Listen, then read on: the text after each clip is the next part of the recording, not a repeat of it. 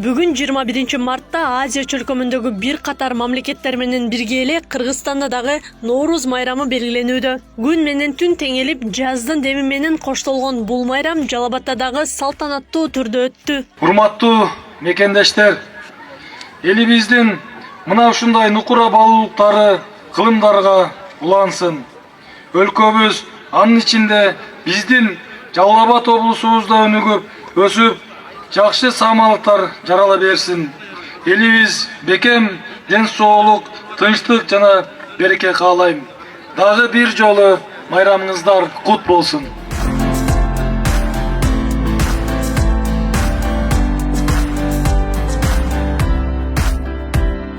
Байыркы Норуз майрамы эгемендүү Кыргызстандын тушоосу кесилиши менен кошо элибизге кайра кайтып келди. Нукура элдик майрамдын кайра жаралышы тарыхый тамырларыбызга, улуттук каада салттарыбызга таазим. Жакшы салттарын сыйлап, тарыхын кадырлаган элдин келечеги кең. Норузду 2010-жылы Бириккен Улуттар Уюму адамзаттын маданий мурасы деп жарыя кылып, бардык элдердин эл аралык майрамы деп бекитип берген. Майрамдын баштапкы маңызы сакталып, чыныгы элдик майрам бойдон калууда. Байыркы мезгилден бери чыгыш элдеринде, анын ичинде ошол мурдакы Орто Азия элдеринде майрамдалып келген да. Анын түпкү себептеринин бири бул эми жаз айы менен байланыштуу. Ушул күнү табиятта бир чоң бир мындай кандай деп айтсак болот, кубулуш деп айтсак болот да.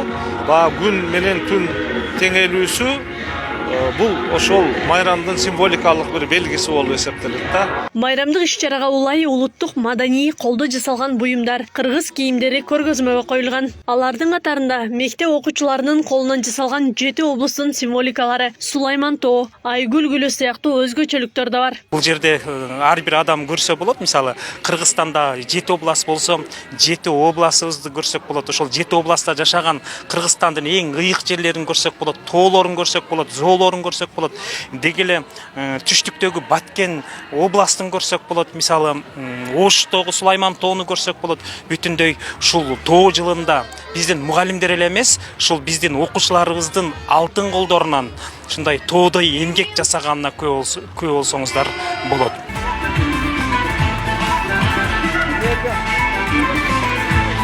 Норузда адатта сүмөлөк жасалат, дасторкон жайылат, жакындарга, туугандарга каттап, ал жай сурашып, каалоо айтуу салты калыптанып келет. Жаздын келиши, жаңы күндүн башталышы менен эл журтка каалоо тилектер айтылды.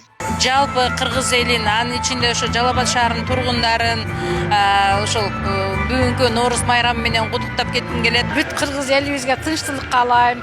Дайым ушу жаман сөздөрдөн алыс болуп, жакшы сөздөр менен бирге дайым биргеликте чогуу Кыргызстаныбыз, ушу Жалал Абадыбыз өркүндө өсүп, ынтымакта болсун да. Норузда эл жаңырат, жер жаңырат, элибизге бакубатчылык, тынччылык, аманчылык, кырсыктардан аман болсун. Элибизде тынччылык болсун, жакшылык болсун.